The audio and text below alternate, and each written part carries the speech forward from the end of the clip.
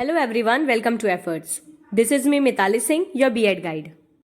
B.Ed fourth semester का first paper है edu B.Ed 113 113 educational technology यानी कि शैक्षिक प्रौद्योगिकी। तो अभी तक हम लोगों ने इसका यूनिट 1 और 2 कंप्लीट कर लिया था, जिसके सारे वीडियोस मैंने सीक्वेंस वाइज B.Ed सेमेस्टर 4 नाम की प्लेलिस्ट में रखे हैं। उस प्लेलिस्ट की लिंक आपको डिस्क्रिप्शन बॉक्स में दे दी है मैंने, तो आप वहां से जाके बाकी के वीडियोस देख सकते हैं। यूनिट 3 के हमने कुछ टॉपिक्स कवर कर लिए थे, जिसको मैंने पार्ट 1 और पार्ट 2 में पढ़ाया है, और आज हम पढ़ने जा रहे हैं यूनिट 3 का पार्ट 3, जिसमें कि हम यूनिट 3 के बचे हुए बाकी के टॉपिक्स फिनिश करेंगे। यूनिट 3 है न्यू ट्रेंड्स ऑफ टीचिंग यानी शिक्षण की नई प्रवृत्तियां। इसमें हमें पढ़ना था problem solving method, project method, supervised method, discovery approach, फिर models of teaching, concept, need and families, और उसके बाद psychological models of teaching, Glaser's BTM और फ्लैंडर्स सोशल इंटरेक्शन मॉडल। यहाँ तक हम लोगों ने फिनिश कर लिया है, और आज पार्ट 3 में हम बचे हुए टॉपिक्स यानी कि ब्रूनर स्कैम और ऑसोबेल्स AOM पढ़ने जा रहे हैं। तो अगर आप चैनल पे न्यू हैं और आपको वीडियो अच्छा लगता है तो प्लीज़ चैनल को सब्सक्राइब ज़रूर करिएगा, और अगर आप चैनल पे पुराने हैं तो इसे जितना हो सके अपने फ्रेंड्स के साथ शेयर करिए। तो चलिए बिना टाइम वेस्ट किए वीडियो को स्टार्ट करते हैं।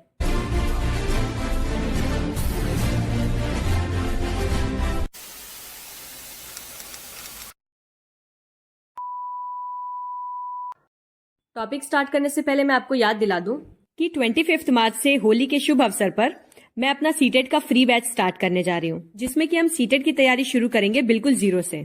सीटेट 2025 को टारगेट रखते हुए मैं आपको एक ही अटेम्प्ट में सीटेट क्वालिफाई कराऊंगी। तो अपना B.Ed और सीटेट दोनों मेरे साथ अच्छे मार्क्स के साथ क्लियर करने के लिए चैनल को अभी सब्सक्राइब करें। तो हमारा पहला टॉपिक है ब्रूनर स्कैम। पहले तो जान लीजिए CAM का फुल फॉर्म क्या है। CAM stands for Concept Attainment Model. पहले इसका कंसेप्ट जानते हैं। The Concept Attainment Model (CAM) is an instructional strategy developed by psychologist Jerome Bruner. It is a student-centered approach to learning that focuses on helping students discover concepts for themselves through guided inquiry. Concept Attainment Model, जिसको CAM कहते हैं, इसको मनोवैज्ञानिक Jerome Bruner द्वारा विकसित किया गया था एक निर्देशात्मक रणनीति के रूप में। ये सीखने के लिए एक छात्र केंद्रित दृष्टिकोण है, जो छात्रों को निर्देशित पूछताछ के माध्यम से स्वयं के लिए अवधारणाओं को खोजने में मदद करने पर केंद्रित है। इसमें गाइडेड इंक्वायरी की मदद से बच्चे अपने कंसेप्ट्स को खुद डिस्कवर करते हैं। The model is most effective for teaching well defined concepts that have a limited number of attributes. The teacher should act as a facilitator, guiding the students through the process of discovery without imposing their own definition of the concept. ये model well defined concepts को पढ़ने के लिए सबसे बेहतर है। देखिए, attainment शब्द का मतलब होता है किसी चीज को प्राप्त करना, तो कंसेप्ट अटेनमेंट मॉडल का मतलब है जहां पे बच्चे टीचर की गाइडेंस से अपने कंसेप्ट्स को खुद अटेन यानी प्राप्त करने की कोशिश करते हैं। और सभी स्टूडेंट सेंटर्ड अप्रोचेस की तरह या मॉडल्स की तरह इसमें भी शिक्षक का कार्य केवल एक सुविधा प्रदाता के रूप में ही होता है, और इसमें टीचर का काम होता है कि वो अपने कंसेप्ट्स को बच्चों पे थोपे बिना केवल उनका मार्गदर्शन करे, जिससे कि बच्चे कंसेप्ट्स की डेफिनेशंस को खुद से खोज सकें। Stages of development. पियाजे की तरह ही ब्रूनर ने भी बच्चों के कुछ डेवलपमेंटल स्टेजेस बताए हैं। Jerome Bruner, a psychologist, suggests 3 modes of representation that children use throughout their development with increasing complexity. Jerome Bruner ने प्रतिनिधित्व के 3 तरीकों का सुझाव दिया है, जिनका उपयोग बच्चे बढ़ती जटिलता के साथ अपने विकास के दौरान करते हैं। यानी 3 ऐसे तरीके हैं जिससे बच्चे अपने आप को रिप्रेजेंट करते हैं अलग अलग स्टेजेस पे। सबसे पहला है इनएक्टिव मोड। ये एक्शन बेस्ड होता है, यानी सक्रिय मोड जो कि क्रिया आधारित है। In this early stage, infants and toddlers learn about the world through their actions and experiences. They explore objects by mouthing, grasping, and manipulating them. Imagine a baby picking up a rattle and shaking it to see what sound it makes. This is a prime example of the inactive mode at work. तो इस प्रारंभिक चरण में शिशु या बच्चे अपने कार्यों और अनुभवों के माध्यम से दुनिया के बारे में सीखते हैं। मतलब वो किसी भी चीज को एक्शंस के थ्रू सीखते हैं। ये वस्तुओं को मुंह में दबाकर, पकड़कर या उनको इधर उधर झकझोर के इस तरह से उनका पता लगाने की कोशिश करते हैं। जैसे कि एग्जाम्पल के तौर पे मान लीजिए एक छोटा बच्चा है और वो झुनझुना उठाता है और उसको तेजी से हिला के देखता है कि उसमें से कैसी आवाज आ रही है। तो बच्चे ने झुंझुने के बारे में कैसे जाना? एक्शन के थ्रू। अगर उसी की जगह कोई बड़ा आदमी रहता तो वो झुंझुने को जानने के लिए बस देख लेता और उसको पता चल जाता कि ये झुंझुना है। लेकिन छोटे बच्चे को उसके बारे में नहीं पता, उसने उसके बारे में जानने के लिए उसे हिला के देखा। सेकेंड स्टेज है आइकॉनिक मोड। ये इमेज बेस्ड होता है। प्रतिष्ठित मोड, जिसको छवि आधारित कहते हैं। As children develop, they begin to represent the world mentally through images and pictures. They can remember objects and events even when they are not physically present. For instance, a toddler might point to a picture in a book and say, "Doggy," because they recognize the image from their real life experiences. तो जैसे जैसे बच्चे विकसित होते हैं, वे छवियों और चित्रों के माध्यम से मानसिक रूप से दुनिया का प्रतिनिधित्व करना शुरू करते हैं। यानी पहले स्टेज में क्या था कि बच्चे कंसेप्ट्स को समझने के लिए एक्शन का यूज कर रहे थे। सेकंड स्टेज में क्या होता है कि बच्चे इमेजेस या पिक्चर्स का यूज करते हैं किसी भी चीज के कंसेप्ट को अटेन करने के लिए। इवन उन्हें वो सारी चीजें तब भी याद रहती हैं जब फिजिकली वो उनके सामने प्रेजेंट ना हो। मतलब इस स्टेज में बच्चे किसी भी चीज के कंसेप्ट को इमेज के थ्रू अपने माइंड में याद करके रख सकते हैं। जैसे उदाहरण के तौर पे एक बच्चा किसी किताब में एक तस्वीर की ओर इशारा करके देखता है और उसे डॉगी कहता है, क्योंकि वो उस इमेज को रियल लाइफ के एक डॉग से रिलेट कर पा रहा है। यानी अब वो कंसेप्ट्स को इमेज के थ्रू याद करना या समझना सीख गया है। थर्ड है सिंबॉलिक मोड, जो कि लैंग्वेज बेस्ड होता है। इसे हिंदी में कहते हैं प्रतीकात्मक मोड, और ये भाषा आधारित है। The symbolic mode is the most advance mode of representation. Children develop language skills and use symbols such as words, numbers, and mathematical symbols to represent the world. This allows them to think abstractly, solve problems, and communicate complex ideas. A child who can explain why the sky is blue using words is demonstrating the symbolic mode. प्रतीकात्मक विधा जो है वो प्रतिनिधित्व का सबसे उन्नत तरीका है। इसमें बच्चे भाषा कौशल विकसित करते हैं और दुनिया का प्रतिनिधित्व करने के लिए शब्दों, संख्याओं या गणित के प्रतीकों का इस्तेमाल करते हैं। इससे उन्हें अमूर्त रूप से सोचने, समस्याओं को हल करने और जटिल विचारों को संप्रेषित करने की अनुमति मिलती है। एक बच्चा जो शब्दों का उपयोग करके ये समझा सकता है कि आकाश नीला क्यों है, ये प्रतीकात्मक विधा का प्रदर्शन कर रहा है। पहले केस में था कि बच्चा एक्शंस के थ्रू कंसेप्ट्स को जानने की कोशिश करता था। दूसरे स्टेज में था कि वो अब कंसेप्ट्स को अपने माइंड में पिक्चर्स के थ्रू रिटेन करके भी रख सकता है। और थर्ड स्टेज में है कि बच्चा ना केवल पिक्चर्स के थ्रू उन्हें याद रखता है, बल्कि अब वो कंसेप्ट्स को एक्सप्लेन भी कर सकता है सिंबल्स या फिर वर्ड्स के थ्रू। यानी अब उसे कंसेप्ट सिर्फ याद नहीं है, बल्कि वो कंसेप्ट्स को समझ भी रहा है। These modes are not strictly sequential. Children can use all three modes at different times, depending on the situation and complexity of the task. Bruner emphasized the importance of instruction and social interaction in cognitive development. He believed that adults can help children learn by providing scaffolding, which is a type of support that helps children complete tasks that they are not yet able to do on their own. ये mode कड़ाई से अनुक्रमित नहीं है। स्थिति और कार्य की जटिलता के आधार पर बच्चे अलग अलग समय पर तीनों तरीकों का उपयोग कर सकते हैं।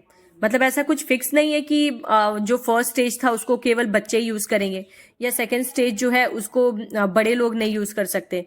तो कोई भी स्टेज किसी भी एज ग्रुप के बच्चे यूज कर सकते हैं, चाहे वो एक्शंस के थ्रू सीखना हो या पिक्चर्स के थ्रू या फिर कंसेप्ट्स को समझ के सीखना हो।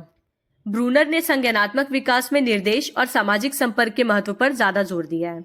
उनका ये मानना था कि वयस्क बच्चों को मचान प्रदान करके सीखने में मदद कर सकते हैं। मचान को इंग्लिश में कहते हैं स्काफ फोल्डिंग। इसका मतलब ये होता है कि जब बच्चे को कोई बड़ा इंसान थोड़ी सी हेल्प या हिंट प्रोवाइड करता है, जिससे कि बच्चा जिस काम को पहले नहीं कर पा रहा था पर हिंट मिलने के बाद से वो उसे आसानी से कर ले रहा है, इसी को कहते हैं स्काफ फोल्डिंग। और ये सीटेट का भी बहुत ही इंपॉर्टेंट टॉपिक है। Steps involve in concept attainment model. संकल्पना प्राप्ति मॉडल में शामिल चरण। Number 1, presentation of data.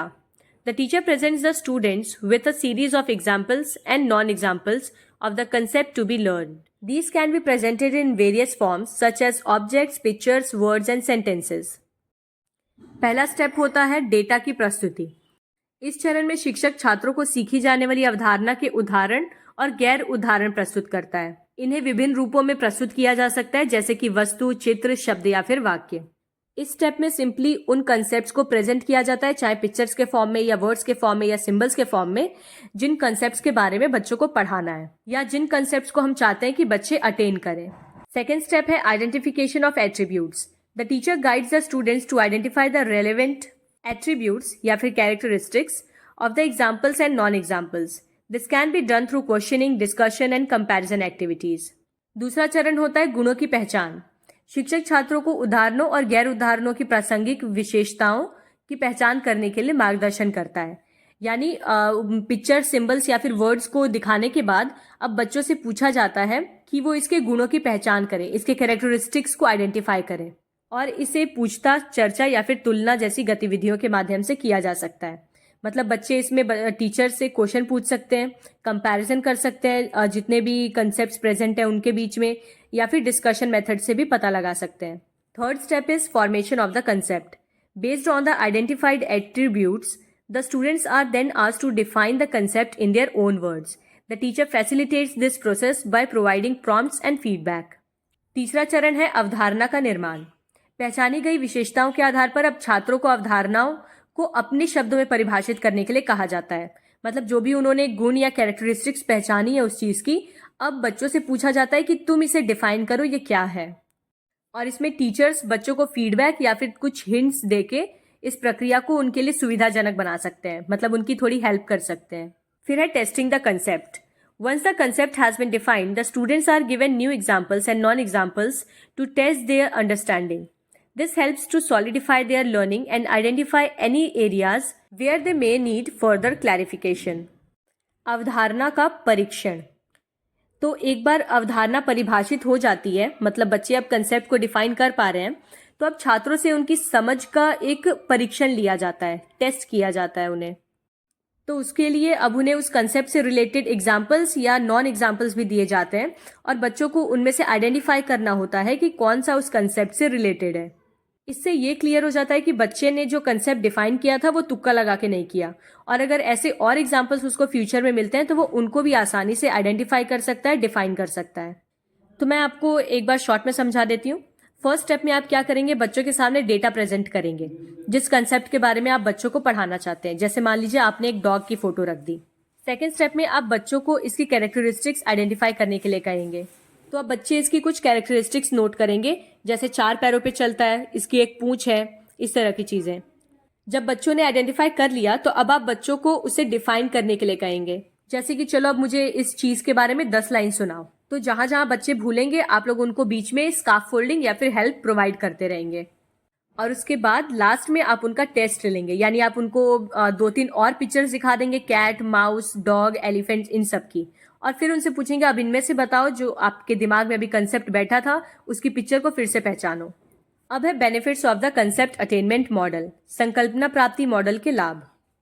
Promotes active learning and student engagement. जाहिर सी बात है ये सक्रिय शिक्षण और छात्र सहभागिता को बढ़ावा देता है। फिर है develops critical thinking and problem solving skills. इससे बच्चों के अंदर आलोचनात्मक सोच और समस्या समाधान कौशल विकसित होते हैं। Improves concept formation and retention. ये बच्चों के दिमाग में अवधारणा निर्माण और अवधारणा में सुधार करने में भी मदद करता है। Encourages students to take ownership of their learning. छात्रों को अपने सीखने का स्वामित्व लेने के लिए भी प्रोत्साहित करता है, मतलब वो खुद के कंसेप्ट्स बिल्ड करके खुद सीख सकते हैं। Bye incorporating the concept attainment model into teaching, the teacher can create a more engaging and effective learning environment for the students. अवधारणा प्राप्ति मॉडल को शिक्षण में शामिल करके शिक्षक छात्रों के लिए अधिक आकर्षक और प्रभावी शिक्षण वातावरण बना सकता है।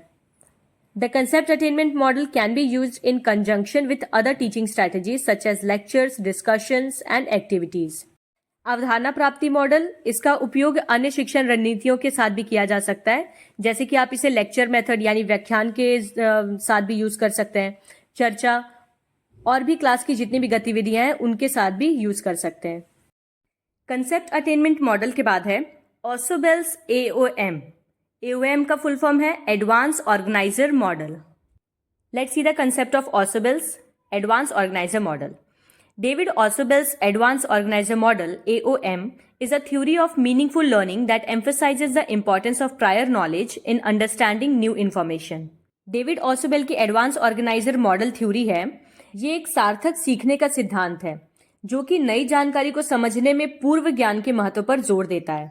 ये थ्योरी हमें ये बताती है कि किस तरह से जब बच्चा कोई भी नई चीज को सीखता है उसमें उसकी प्रीवियस नॉलेज का कितना बड़ा रोल होता है।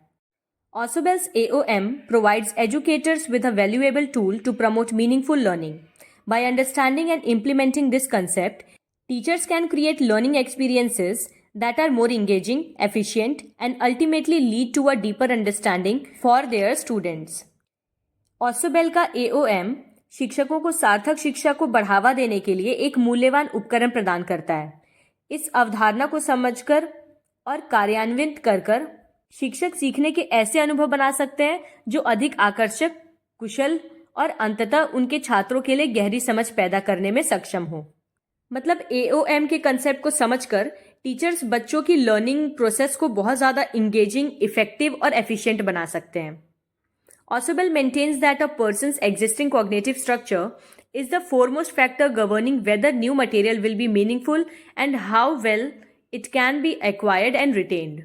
Ausubel का ये मानना है कि किसी भी व्यक्ति की मौजूदा संज्ञानात्मक संरचना ये तय करने के लिए सबसे महत्वपूर्ण कारक है कि नई सामग्री सार्थक होगी या नहीं और इसे कितनी अच्छी तरह से हासिल या बरकरार करके रखा जा सकता है। मतलब Ausubel का ये कहना है कि बच्चे का जो प्रीवियस नॉलेज है या उसके दिमाग में जो एग्जिस्टिंग नॉलेज है, इस पे डिपेंड करता है कि जो नई जानकारी उसको दी जा रही है उसको वो कितनी अच्छी तरह से कैच कर पा रहा है और कितना ज़्यादा टाइम तक अपने दिमाग में उस नॉलेज को वो रिटेन कर पाएगा।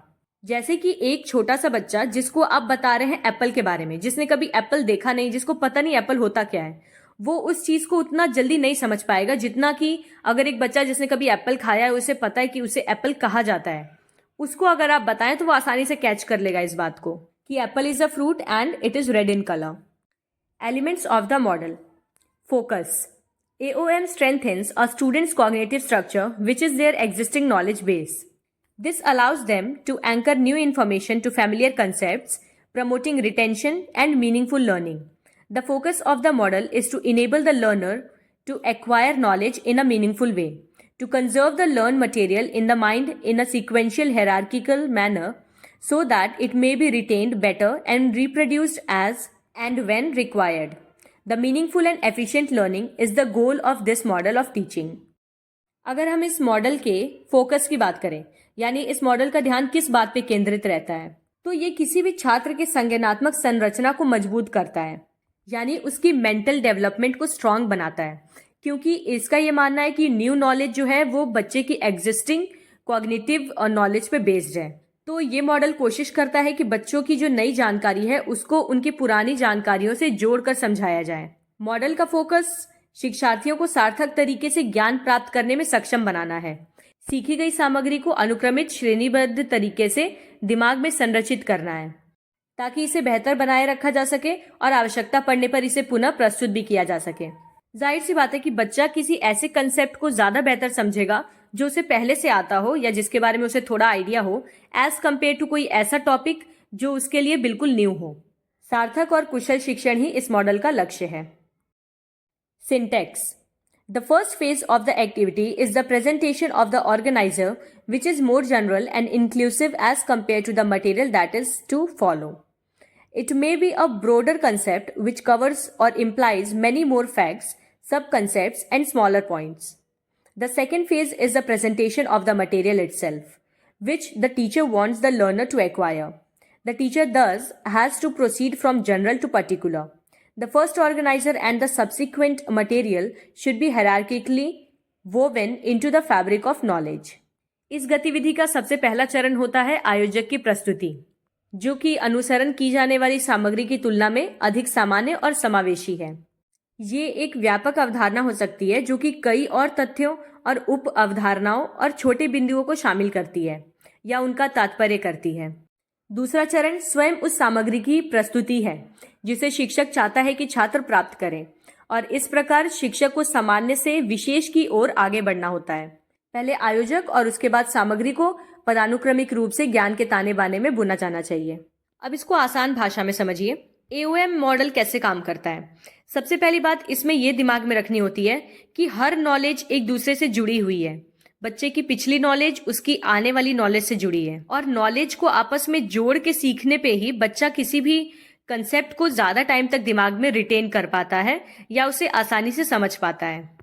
एडवांस ऑर्गेनाइजर मॉडल में ऑर्गेनाइजर का मतलब है प्रीवियस नॉलेज। जो ज्ञान पहले से बच्चे के दिमाग में है उसको कहते हैं ऑर्गेनाइजर। तो पहले स्टेप में तो हम ऑर्गेनाइजर को इंट्रोड्यूस करते हैं। जैसे मान लीजिए आपको बच्चों को दिल्ली के बारे में पढ़ाना है, तो आप बच्चों को इंडिया के बारे में पूछना स्टार्ट करिए। हम किस कंट्री में रहते हैं, बच्चे जवाब देंगे इंडिया में। फिर आप पूछेंगे कि अच्छा इंडिया का कैपिटल क्या है, तो बच्चे कहेंगे दिल्ली। तो यहाँ तक की नॉलेज बच्चों के दिमाग में ऑलरेडी थी। ये हो गया ऑर्गेनाइजर।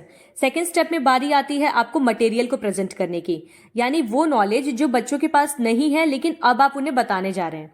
अब आपको दिल्ली के बारे में बतानी है उन्हें बातें कि दिल्ली यमुना नदी के किनारे बसी हुई है, या दिल्ली पहले ऐसी थी, बाद में इसको इस तरह से बनाया गया, दिल्ली का स्ट्रक्चर किसने रेडी किया, पहले क्या क्या यहाँ पे डिजाइन्स थे या बिल्डिंग्स थी। ये सारी बातें मटेरियल है जो नई नॉलेज आप बच्चों को अब देने जा रहे हैं। प्रोसेस की अगर बात करें तो AOM involves presenting an advance organizer before introducing new content. This organizer acts as a bridge connecting existing knowledge to the new material. जैसा कि मैंने आपको अभी समझाया कि AOM में नई सामग्री पेश करने से पहले एक उन्नत आयोजक यानी कि एक एडवांस तरह का ऑर्गेनाइजर प्रेजेंट करना पड़ता है। और ऑर्गेनाइजर क्या है? वो प्रीवियस नॉलेज जिससे कि बच्चे न्यू नॉलेज को रिलेट करेंगे। ये जो आयोजक या ऑर्गेनाइजर है ये एक पुल के रूप में काम करता है नई नॉलेज से पुरानी नॉलेज को जोड़ने के लिए। टाइप्स ऑफ एडवांस ऑर्गेनाइजर्स, अग्रिम आयोजकों के प्रकार। कितने तरह के ऑर्गेनाइजर्स हैं, मतलब प्रीवियस नॉलेज जो इंट्रोड्यूस करते हैं हम। पहला तो है expository, provides a general overview of the new information highlighting its key concepts and how they relate to the existing knowledge. Expository organizer usually जो न्यू नॉलेज होती है उसका एक ओवरव्यू प्रोवाइड करता है। कहने का मतलब है कि पिक्चर दिखाने से पहले छोटा सा ट्रेलर दिखा देता है। इस न्यू नॉलेज के जो भी की पॉइंट्स हैं, जो भी इंपॉर्टेंट चीजें हैं, उनकी एक समरी प्रोवाइड कर देता है और साथ ही ये बताता है कि किस तरह से ये न्यू नॉलेज आपकी पुरानी नॉलेज से जुड़ी हुई है। एक्सपोजिटरी को आप एक्सपोज करने से याद रखिए। एक्सपोज करने का क्या मतलब होता है? किसी का पर्दाफाश कर देना या किसी की सच्चाई प्रकट करना। तो एक्सपोजिटरी ऑर्गेनाइजर आपको न्यू कंटेंट की पहले से ही समरी या फिर एक ओवरव्यू दे देता है, उसको पहले से ही थोड़ा एक्सपोज कर देता है। सेकेंड है comparative, explicitly compares and contrast new concepts with existing ones, drawing distinctions and similarities. Comparative का मतलब होता है तुलनात्मक, यानी जो तुलना करता हो, कंपैरिजन करता हो। तो स्पष्ट रूप से जो मौजूदा अवधारणाएं हैं उनके साथ नई अवधारणाओं की तुलना करता है ये। मतलब जब आप किसी टॉपिक को, न्यू नॉलेज को पुरानी नॉलेज से कंपेयर करके इंट्रोड्यूस कर रहे हो, साथ ही ये न्यू नॉलेज और ओल्ड नॉलेज में क्या सिमिलैरिटीज है या क्या डिफरेंसेस हैं उनको बताता है। अब है benefits of AOM। Promotes deeper understanding and retention of new information. ये नई जानकारी की गहरी समझ और अवधारणा को बढ़ावा देता है। Encourages active learning as students connect new concepts to their prior knowledge. ये सक्रिय सीखने को प्रोत्साहित करता है क्योंकि इसमें छात्र नई अवधारणाओं को अपने पूर्व ज्ञान से जोड़ पाते हैं। Makes learning more efficient by reducing rote memorization. इसमें रटने की क्षमता को कम करके सीखने को अधिक कुशल बनाया जाता है। Using AOM effectively. AOM को प्रभावी ढंग से कैसे उपयोग कर सकते हैं? Matching organizers. The effectiveness of AOM hinges on choosing organizers that align with students' prior knowledge and the complexity of the new material. मिलान करने वाले आयोजक। AOM को प्रभावी बनाने के लिए सबसे जरूरी तो ये है कि आप आयोजकों को इस तरह से चुनें कि जो आपकी नई सामग्री है या न्यू इन्फॉर्मेशन है वो छात्रों के पूर्व ज्ञान से पूरी तरह से सम्मिलित हो या पूरी तरह से उसके अनुरूप हो। अब ऐसा ना हो कि बच्चों के दिमाग में प्रीवियस नॉलेज हो एप्पल के बारे में और आप उन्हें पढ़ाना चाह रहे हो लायन के बारे में। तो अगर आपको बच्चे को एप्पल के बारे में बताना है तो आप कोशिश करिए किसी फ्रूट का ही एग्जाम्पल देके उन्हें सिखाइए, अगर उन्हें एप्पल के बारे में नहीं पता है तो। Clarity and presentation. Organizers should be clear, concise and engaging to capture students attention and effectively prepare them for the new information. स्पष्टता और प्रस्तुति। देखिए, छात्रों का ध्यान खींचने और उन्हें नई जानकारी के लिए प्रभावी ढंग से तैयार करने के लिए जो आप ऑर्गेनाइजर्स चूज करेंगे या आयोजक हैं उनको स्पष्ट होना चाहिए, मतलब कंफ्यूजिंग ना हो। उसके साथ ही संक्षिप्त यानी कि छोटे हो, बहुत ज्यादा लेंदी नहीं, और आकर्षक यानी अट्रैक्टिव हो, जिससे कि बच्चों का अटेंशन बना रहे। Activating prior knowledge. Before introducing the organizer, consider strategies like brainstorming और questioning to activate relevant prior knowledge in students. Further strengthening the bridge between old and new. पूर्व ज्ञान को सक्रिय करना। आयोजक का परिचय देने से पहले, मतलब ऑर्गेनाइजर्स को इंट्रोड्यूस करने से पहले, ये जरूरी है कि आप छात्रों में प्रासंगिक पूर्व ज्ञान को सक्रिय करें, यानी उनके प्रीवियस नॉलेज को पहले जगाएं। उसको जगाने के लिए आप ब्रेनस्टॉर्मिंग या फिर क्वेश्चनर जैसे मेथड्स यूज कर सकते हैं। मतलब उनसे क्वेश्चंस पूछ के आप उनके प्रीवियस नॉलेज के बारे में जान सकते हैं और साथ ही उनकी नॉलेज को भी, जो दिमाग में कहीं दबी पड़ी होगी, उसे उभार सकते हैं। और एक बार जब उन्हें अपना प्रीवियस नॉलेज याद आ जाए तो उसके बाद आप प्रीवियस और न्यू नॉलेज के बीच में ब्रिज क्रिएट कर सकते हैं। So that is it for today. आपका यूनिट 3 भी यहाँ पे फिनिश होता है और अभी फिलहाल मुझे 4th सेमेस्टर पे कुछ खास रिस्पॉन्स आ नहीं रहे आप लोगों के, इसलिए मैं 4th सेमेस्टर के वीडियोस को यहीं पे रोक रही हूँ। So if you want me to continue with the 4th semester, please let me know in the comments. और प्लीज चैनल को लाइक, शेयर और सब्सक्राइब जरूर कर दीजिएगा। Thank you so much.